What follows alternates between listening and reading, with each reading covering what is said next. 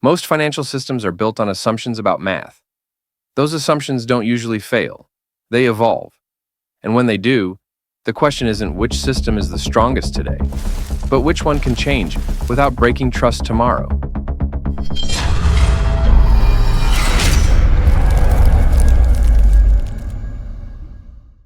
There's a quiet disconnect in how quantum computing is discussed in crypto. Headlines frame it as an existential threat, a moment where everything suddenly breaks. But institutions don't experience risk that way. Banks, custodians, and regulators don't plan for dramatic cliffs. They plan for slow, structural change. Here's the contrast. Retail narratives ask whether a blockchain is quantum proof. Institutional risk teams ask something very different.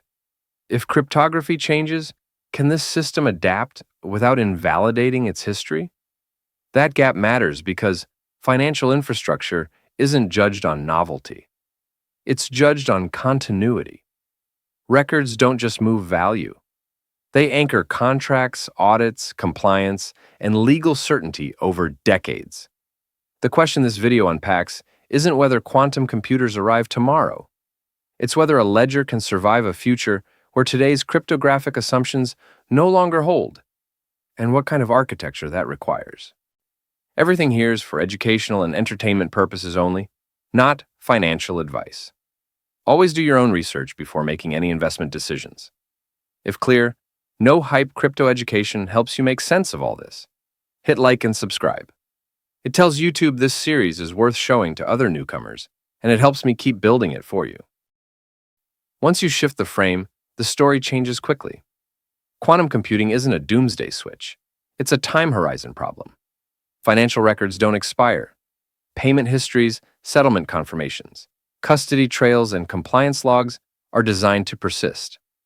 That creates a different risk model than consumer applications. Even if cryptography is secure today, long-lived data can be harvested now and analyzed later. This is why institutions care less about dramatic breakthroughs and more about planning windows. They ask whether systems acknowledge that cryptography evolves, and whether there's a credible path to migrate when it does. In that sense, quantum risk isn't unique. It's another example of why financial infrastructure must be built for change, not permanence of any single technology. Many blockchains struggle with this reality, not because they're poorly engineered, but because they're optimized for different goals. Long finality systems expose public keys over extended periods. Fork-based governance introduces social and technical disruption. Security upgrades often require breaking changes that fragment history or split communities. None of that is fatal for experimentation. But it becomes a problem when systems aim to support regulated finance, where continuity and auditability aren't optional. The fragility doesn't come from cryptography alone. It comes from coordination. Upgrading a live financial ledger isn't just a code change. It's a synchronized event involving validators, wallets, custodians, exchanges, and regulators, all moving together without interrupting settlement. That's where architecture starts to matter more than theoretical strength.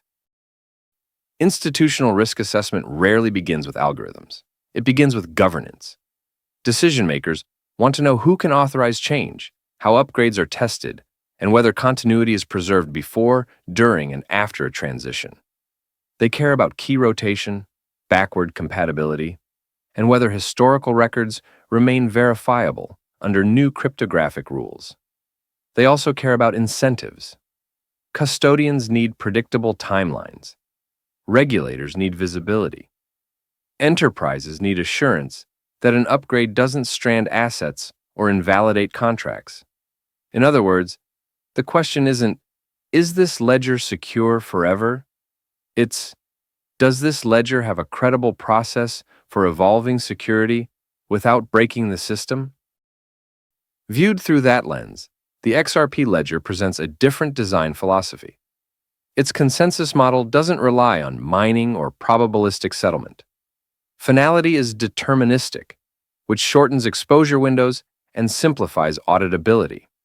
Accounts already support multiple key types, signaling an acceptance that cryptography isn't static. Most importantly, Protocol changes are introduced through an amendment process rather than destructive forks.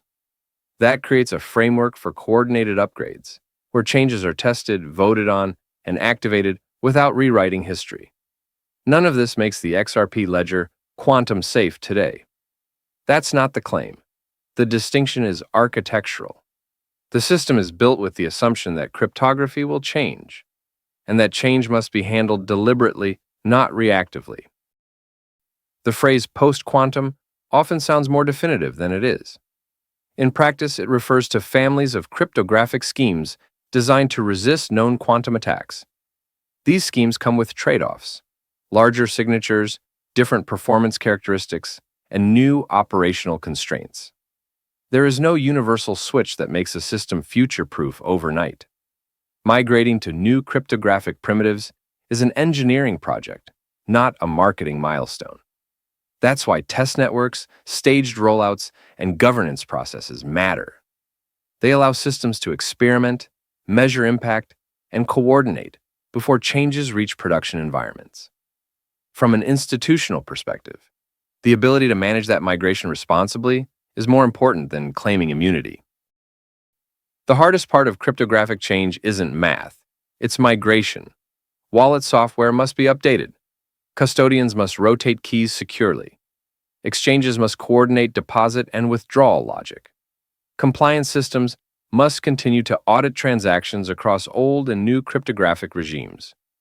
If any part of that chain fails, trust erodes, regardless of how strong the underlying algorithms are. This is where many narratives fall apart.